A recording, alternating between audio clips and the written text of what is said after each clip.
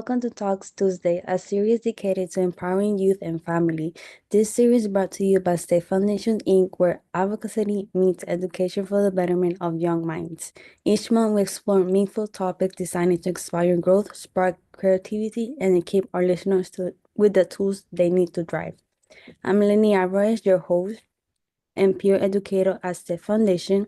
This month, we're diving into a topic that shapes so much of our daily lives, navigating friendships. Whether you're making new friends, straining the ones you already have, or learning to handle conflicts in a healthy way, friendships are important of part of growing and building support system. Throughout to March, we'll be sharing practical tips on making new friends, depending connections, handling friendship challenges, and celebrating the amazing people in our lives. Because strong, healthy friendships don't just happen. They're built with effort, understanding, and care. Let's talk about how we can create friendship that last. Over to you, Maya. Okay, guys. So, what would you say are the biggest challenges that people face when trying to make new friends?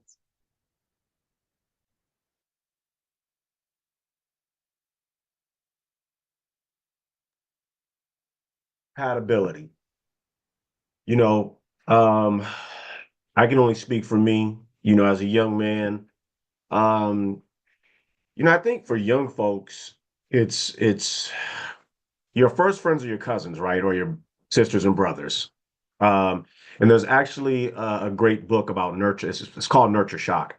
But it goes into how young people form identities, and then the boundaries when they enter into friendship. Because if you have brothers and sisters, they're your first friends, but there's kind of no there's nothing off limits in the sibling realm, right? Because we're our family.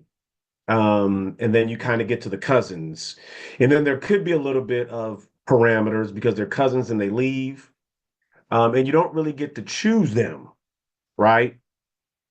When it comes to friendships, there's a great chapter in the book. I'm telling you, like it's how young people look outwards of themselves. So a lot of the friendship building blocks are almost as if like a young person would walk into a mirror, kind of looking at themselves, right? Whether that's identity, the external, right? Whether that's the way someone talks, maybe it's a language thing that attracts them. It could be so many different things, but it's crazy how the young person minds think and how they start to build this community of people so here great thing. So my grandson who I talk about a lot, he's 4 years old. In his classroom, I guess there's probably about 20 kids, very eclectic group. And it doesn't matter what the kids look like, but if they like dinosaurs and monster trucks, he's with them. You know what I'm saying? And that's probably, I'm not saying that's going to be how he, equates the rest of his friendships or enter into relationships, but like right now, that's his common ground to try to, fit in and make friends. So I think for young people, it's that first time to be independent, people who you choose. Like, it's a straight democracy on your part. Like you choose who you want to be friends with.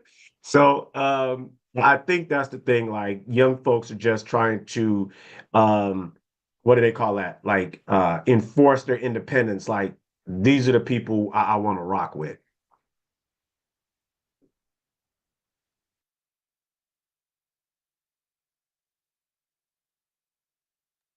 That's so true. I mean, you really can pick your friends. I guess in that way you start building your social circle and it becomes like a little, an entire relationship. Yeah. How would you say, like, making new friends, why do you think that's important for mental health? Because you don't want to keep talking to yourself. you, you keep talking to yourself and you keep answering yourself, sooner or later you're gonna start asking questions, right? Um, and so I think I'm a pretty good person with some subject matter expertise to talk about this. Uh, I only had one sister growing. Well, I still, got one sister. but she was 13 years older than me. So basically, I was a single child because she was out the house, by the time I got to get to that level of making friends. And, you know, having the whole house to yourself is fun, but man, it can be boring sometimes. And you almost start to lose the reality part of interaction. And I said this before, and I don't know which particular month we were discussing it, but I talked about it before about like humans, we are intimate creatures. Like we need other people around us in community. That's who we are by nature. And so when you are basically the single child like I was, sometimes you get lost in this make-believe world and it's weird. The TV becomes your friend, especially if you have working parents like I did.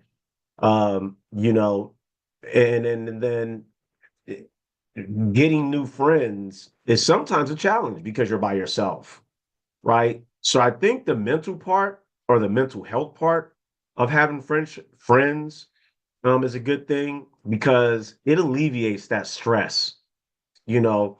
And whether you're a single child, whether you have, 15 brothers and sisters, I think sometimes having an external outside point of view outside your household, someone, because like this, like if you tell your brother something, more than likely the rest of the family is going to know by the end of the night. You know what I'm saying? And some of those things you probably don't want discussed. So I think like having a friendship on the outside gives you that avenue or a sounding board to get some things off your chest. Whether it's good or it's bad, I think it's always good because what you young people, we already got enough stuff going on in our head, and the last thing we want to do is keep it all in there without having a place to a safe place to voice our opinions. I think that social circle is so important, especially when we think about mental health, right? Like, and to agree with Smith, this is like that reduction in loneliness or that reduction in feeling like you have nobody to talk to. I love having, look, we get to choose our friends, we can't choose our family. And sometimes in choosing those friends become like family, right? And so we get to build that circle or build those that surround us, but these eventually, well, they should be your support system. These are the people who you should be able to turn to and help give you perspective on things that sometimes your family won't. I know sometimes you feel like, oh, well, my mom has to tell me that, or my mom should be doing these things. In actuality, like it is, I know it's what a lot of kids believe, but do your parents really have to? And so when we hear the good news, right, or a parent that says, oh, you're the greatest or you're doing phenomenal, a lot of kids sometimes start to feel like, you got to tell me that because you're my mama, or you got to tell me that because you're my dad. Like hearing somebody on the outside tell you that oftentimes means a little bit more, even though your parents are telling it to you. So just being able to have that outside perspective and that somebody else that you can kind of lean on and share ideas with or bounce ideas off of makes it good for your mental health, I believe. And especially when there's like life problems. Sometimes we just don't trust telling our family our life problems. And this is where those good friends come in. So I love that question. That was a great question, Maya. And I think I also want to double down on what Sis said about like that having someone to talk to, right?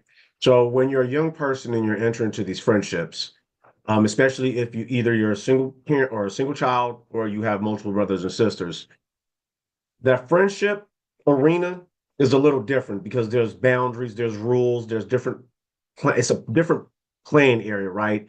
And as far as the mental part goes, it's almost like hands-on experience, like on the job training. Like these are the things I can say, these are the things I can't say. Like you can call your brother a stupid bonehead, right? But you wouldn't say that to your friend, right? And again, as we build up the mental health part of expressing ourselves, I think especially for young kids, some young folks just want to be heard. They just want to be heard. And so when you get into this new environment with this friend, they might want to pay attention to you because kids, for me, and this is just I haven't done no scientific data on it, but I think kids are naturally inquisitive. Like they want to know about you. They want you to talk.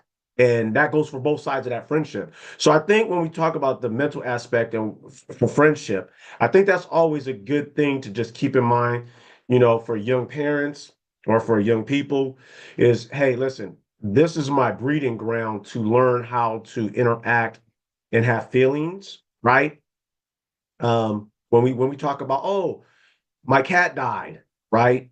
And then like how do you share that with your friend? And then what if you never experience in your household, that's a whole new emotion from a friendship standpoint that you have to learn to cope with, deal with, and you're introduced to. So I think there's a lot of things that go on. I ain't trying to convolute the question, but when it comes to the importance of friendship, I think it really plays a part on our at least our building or our introduction to mental health.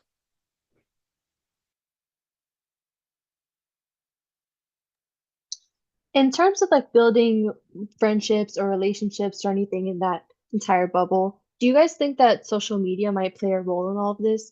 I remember Smitty was talking earlier about, when you're a single child, the television becomes your friend, but now kids have a lot of access to social media. It's a whole new world. So, what are you guys' opinions? You know, that I have the old man version, and then I have the old man who wants to be young and hip version. I Oh remember yeah, I when can't wait for this old man version.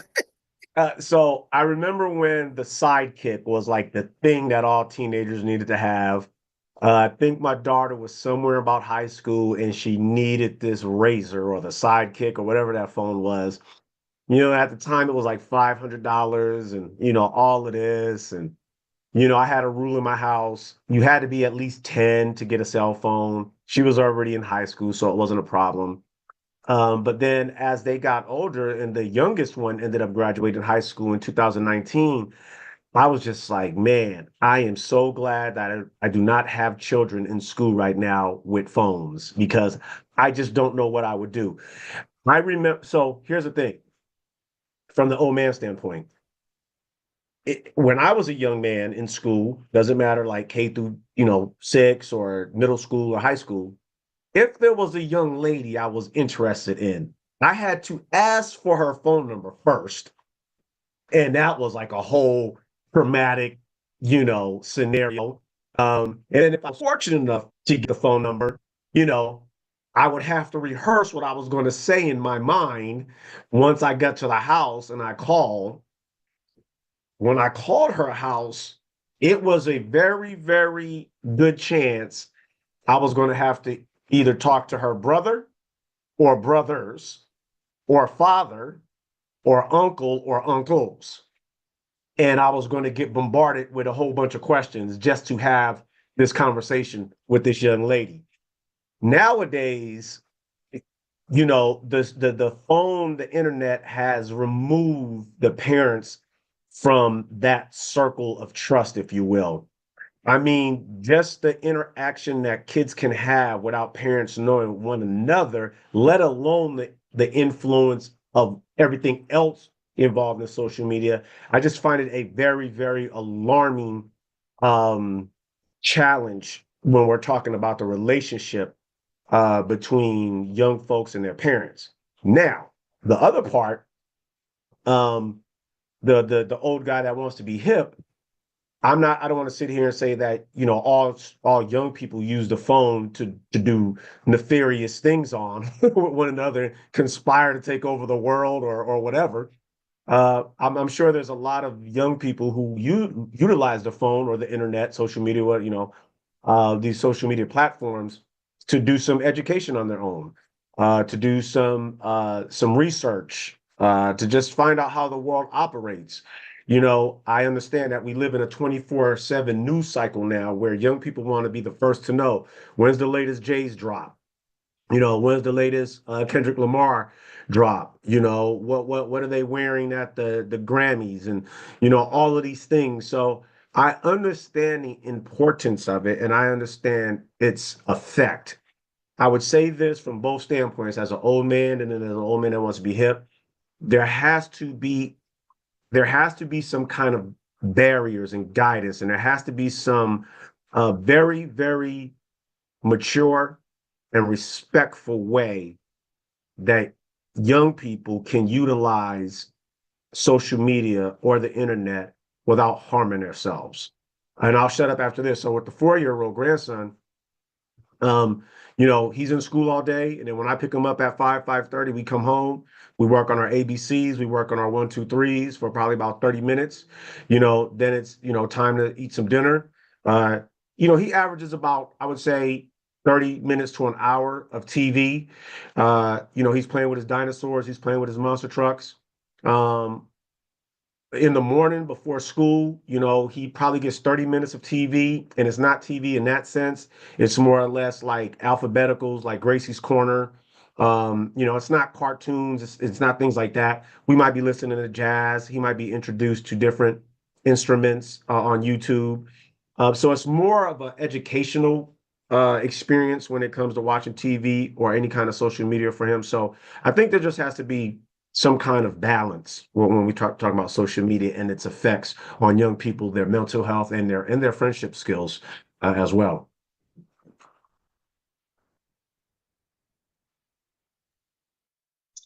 Honestly, as a younger person, I feel like now, I mean, I kind of grew up with social media. I remember the point in life where, I was still talking on the house phone, my sister was listening on the other line. I remember those good old days.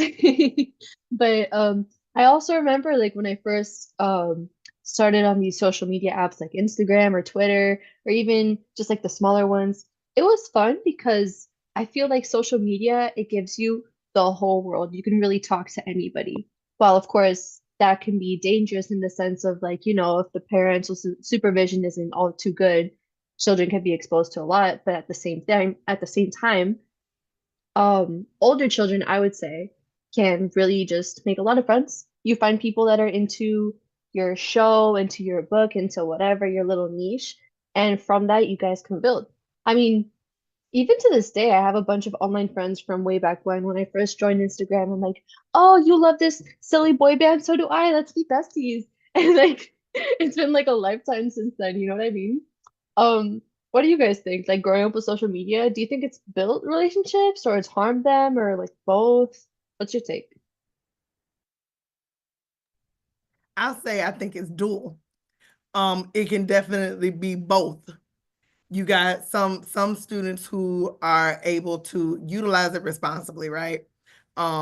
If you don't have access to a phone, because I have a couple kids who don't have access to phones, but they got social media. And so it's how they're staying connected to their friend groups outside of school since they can't call them on the phone. And again, things are good when they're good and they're bad when they're bad, right? And it's all about how we choose to access and use tools that we have available to us. Even the greatest thing can become bad if we're using it inappropriately or not using it properly.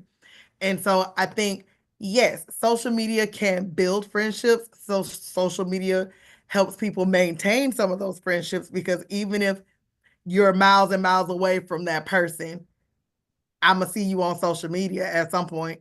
You may make a post and now I can be like, oh, and now I see this is going on in your life. I didn't have to pick up the phone to call you, but I see that you're making accomplishments or I see that you're making moves and we give kudos and congratulations, right? Even those of us that are older now, like back in the day, right, we used to use pen and paper. I'm gonna write you a letter and I'm gonna mail it. It's now mail, it'll get there, 2 weeks later. But I sent you that letter so that you knew I was thinking about you. And, there was that conversation or just that feeling of, oh my gosh, they thought about me today. Now we kind of got away from that pen and paper or sending the snail mail. Now it becomes, oh, if you got email, I'll just email you. Or if I see you on social media, I can inbox you, or maybe I can, throw something on your timeline so I thought about you. So I feel like social media has become that way of people staying connected or staying engaged with each other outside of the phone line. Again, things are good in moderation. It's when we doing it all day, every day, that it becomes a problem. And yes, social media can become a quick addiction, especially when you now can't sleep because you got to be glued to your phone, or you know that you're supposed to be working and you can't get through your work day because you glued to your phone. So your productivity goes down. So it can become a quick addiction. So I think again, it's that twofold. Is it good? Sure, it's good when it's good, but can it be bad? Absolutely. And I want to say this too, because of what you just said, sis. I need to be mindful as a 53-year-old when we talk about the effects, good, bad, or indifference of social media. Because at one point in time, rock and roll was going to be the death of humankind.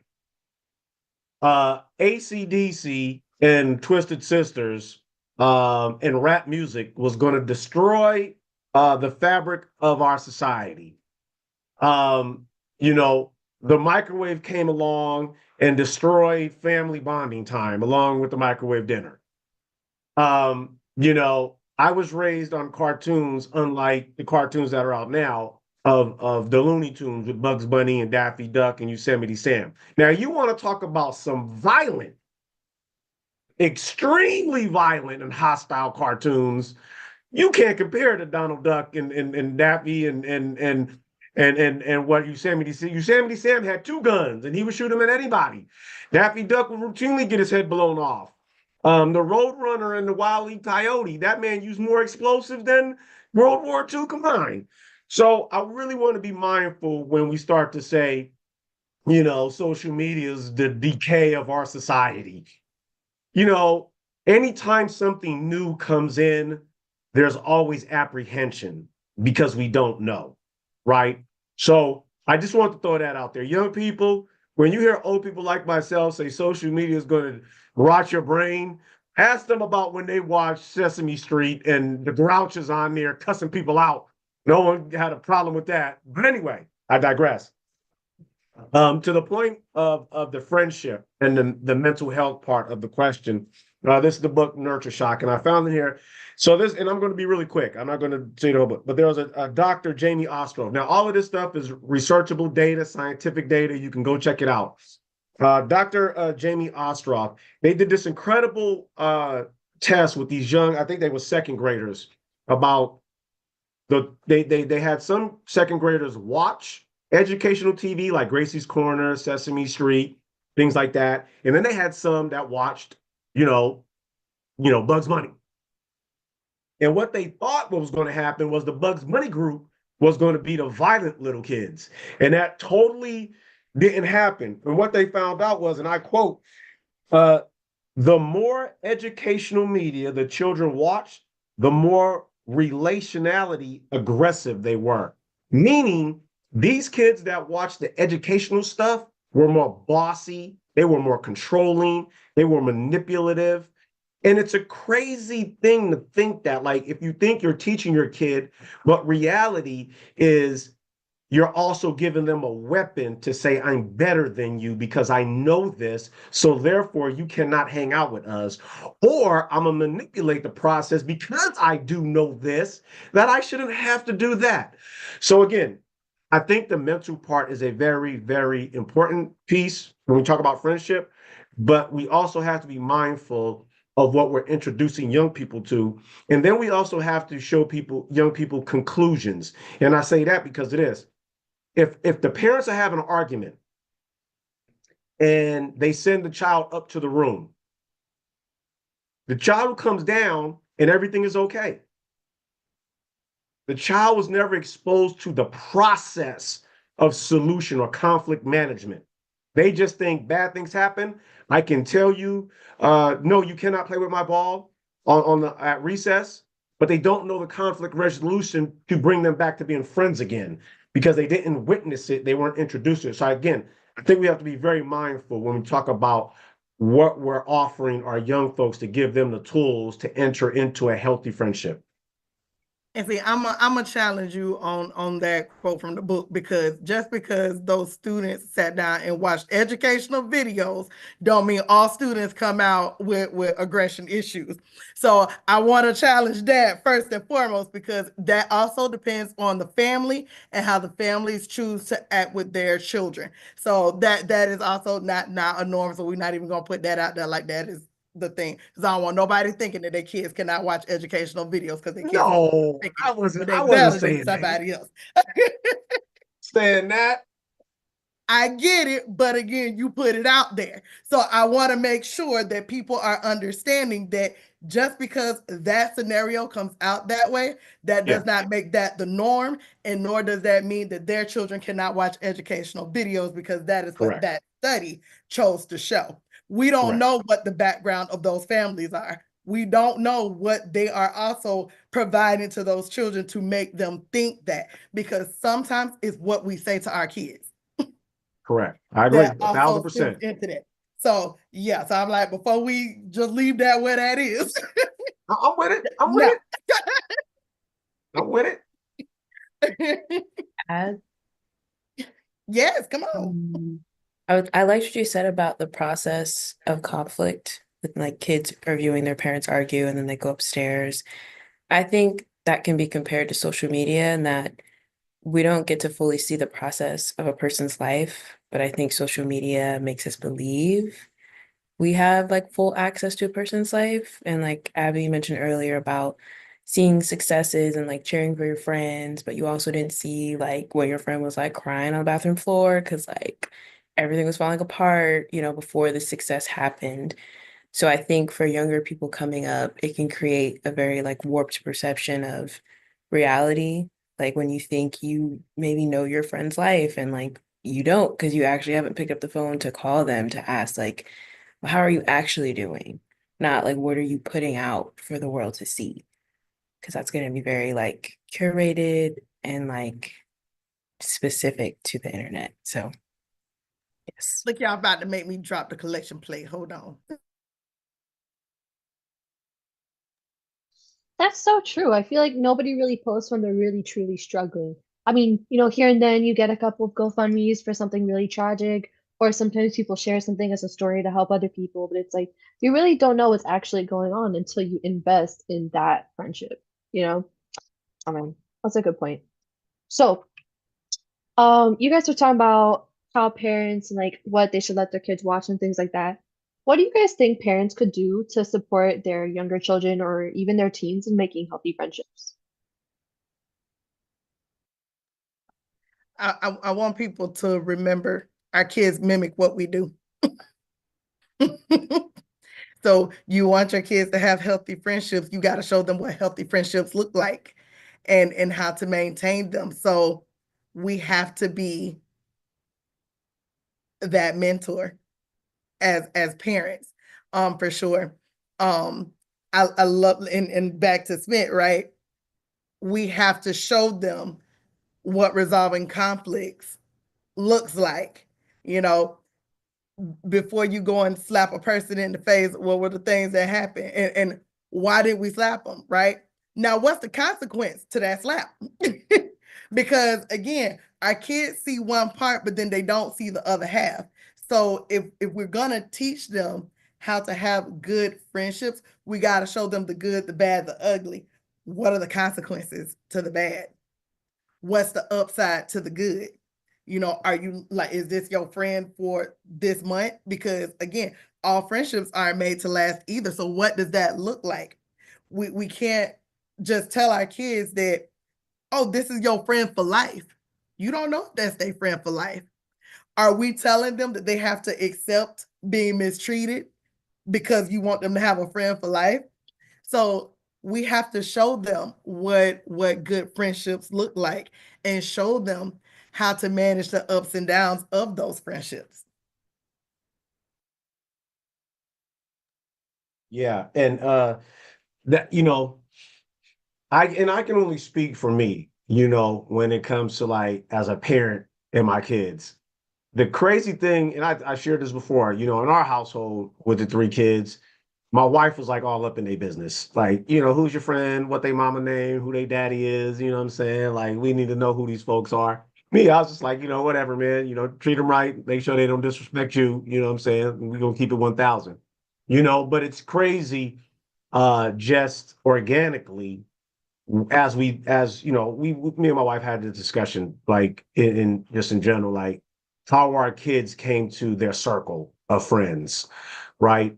Um, it's organic because you kind of, the things that you do with your children often introduce them to their friends, right? And if the parent is involved, and again, this is, you know, it could be grandparents, it could be uncles and aunties, if they're involved in the children's lives, you know, it's almost a natural byproduct of who your friends become. Now, let me be clear on what I'm about to say, you know, because when you're in school, and I share this with my kids, that is 600 associates. They're all not your friends. There's 600 associates. You know them. You know some more than others. You talk to some more than others. They're associates. They're part of a community, right? Then you have your friends. Now that friendship, those friendships are, hey, you know, whether it's a class or intimate, now it's 30 instead of the 600. Um, they might be in the same, you know, choir. They might be on the same team or whatever, you know, you're involved in. And then you get down to the nitty gritty, right? And those are the dogs. You know, me and my sons had a, who's your dog? Like, I'm a ride with him. Like, this is my dude, 1,000. Keep it a band, Pops. That's my boy. Like, oh, okay. That's the dude right there, you know. And I'm sure, you know, young ladies have that same kind of scenario. But again, and this is where I try to tell my children, you know, when it comes to your friendships, just make sure you respect them and they respect you. Understand who is who. There's a hierarchy. There's associates, there's friends, and then there's some dogs. You know what I'm saying? I got like I tell you about this, my truest player partner. We've been friends since 1984. That's a long time, people, 1984. He knew me before my kids knew me. You know what I'm saying? But that's my guy. Been my dog since day one. You know what I'm saying? I got friends. Don't get me wrong. I got a lot of associates. I got friends. I got people I know, but that's my guy, and that's over time. Now let me say this, because I think young people, to the question earlier about social media, I think, I think, I think there's a miscommunication, or let me not say, me and my boy, we don't need to talk every day. We might talk once every 2 weeks. You know what I'm saying? I am not on the phone with him. We are not texting back and forth 24/7 throughout the night. Dog, what you doing? What you wearing? And we ain't never been that way. You know what I'm saying? Like, bruh, you know, if I tap in, you good, bet. And you know, and again, not right or no wrong, not right or no wrong. But my wife, she could be on the phone for 15 hours talking to somebody. Me and my boy, we be on the phone for a hot 2 minutes and we can talk about everything. Bro, you good? I'm straight. Bet it's all lovely. We ain't gonna be on social media tapping in, doing the extra, doing the most. So again, I just want to say, you know, just because you don't talk to your friend every day doesn't not necessarily make them your friend, right? And at the same time, just because you talk to them every day doesn't not necessarily make them your friend. Understand how that works. You know what I'm saying? So understand, you got associates, you got friends, then you got your circle, your tight circle, you know. I feel like the best friends are the ones who like you don't really have to catch up with them like every single day, like you were saying. I Yes. swear. Yeah, I have this one friend. I think I talk to that girl maybe like once every 3 months, but she's genuinely my best friend. We're just really busy people, but she gets it, you know what I'm saying? Like, especially as you get older, it's kind of crazy, but social media helps us like, oh, okay, that's what you're doing. But yeah, But you see, absolutely. prior to that point, that's that respectability part. Like you Mhm. respect that she's doing something and she respects that you're doing something, you know. And I used to tell my kids this, you know, a real friend is going to respect your time. They ain't going to hound you, be like, hey, let's go out to the movies when you know you got a test that night. You know, Yes. that's what Exactly. friendship is about. You know, you there has to be boundaries and there has to be respect, you know. And so when the parent comes in, the parent should have already put that in. But then when the parent does come in and has to step in, now it looks like a little bit of tension where it really shouldn't be. And I want to say this, and I don't want to cause too much of a problem, but if your friend constantly puts you in a position where there's turmoil being between you and your parent, you might want to rethink that friendship. You know what I'm saying? My mother used to tell me this all the time: misery loves company. You know what I'm saying? And so understand, if that friend is constantly bringing some turmoil into your home between your relationship with your parents, you might, I'm not telling you to leave it. I'm just saying rethink that friendship. That's all I'm saying. Or that association. Come on, Smith. Come on. Because that goes back to when you said, right? There's levels to this. There's the associates, right? There's the people who you're closer, that's closer than that associate, and then that's my dog. Like that's the one you calling on when you in trouble. That's the one you calling on when you got the best news. That's your ride or die right there, right? Recognize it for what it is. And I think sometimes as adults, we get complacent making excuses for people, which now allows our kids to make excuses for bad friendships or relationships, right? So we as adults have to be better at stating, look, I don't care what month it is. Every month we talk about these boundaries, y'all. The boundaries are the most important pieces to understanding anything in our life, whether it's that friendship, whether it's self-awareness, whether it's self-care or self-love. Boundaries are going to come up because how do we show those boundaries? You got to have boundaries. You got to have boundaries for you, and then you got to have boundaries for your friends. So I'm loving it. Look, y'all better come through with it. Sis, I need to follow up what you just said because again, you're always an instigator, a good one. You know, the role, if we're talking about the parents and their role in the youth in their friendship, then the parent needs to look at their friends. You know what I'm saying? Who's your friends? You know what I'm saying? I'll tell you right now, you can call my kids right now. They're going to tell you who my dogs is. And they're going to tell you what they stand on, their principles. You know what I'm saying? Because that's important. The people you put around your kids might dictate who your kids hang around with and what kind of people they attracted to. You know what I'm saying? Now, again, I don't want to say this the wrong way. Toxicity breeds toxicity. Let me just say that. Okay. So don't question your kids about their friendship choices when your friendship choices as a parent could come into question. That's all I'm saying. Right or wrong or indifference. Because I know some of my friends ain't the best people in the entire world. You know what I'm saying? So I don't want to sit here and act like they are.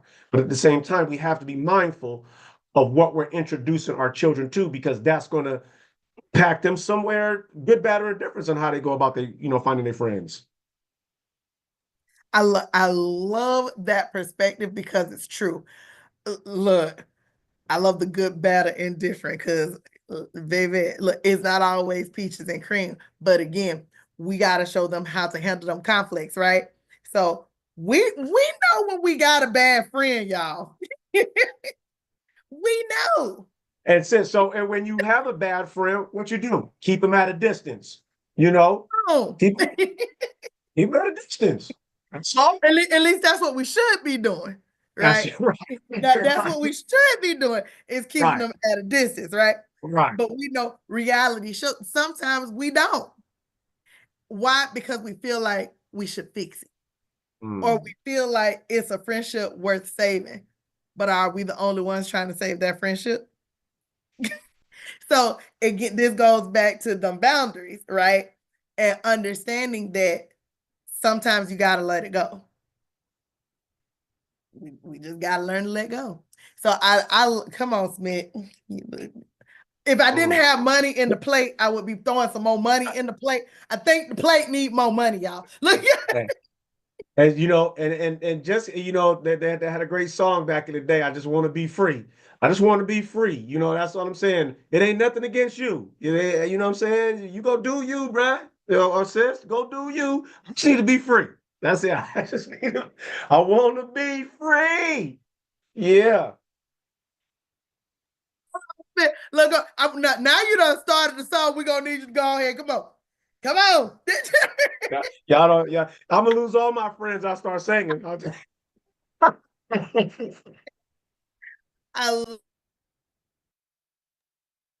I'm a friend that knows his own boundaries. Please believe it. Please believe it. That You was guys are so awesome. funny.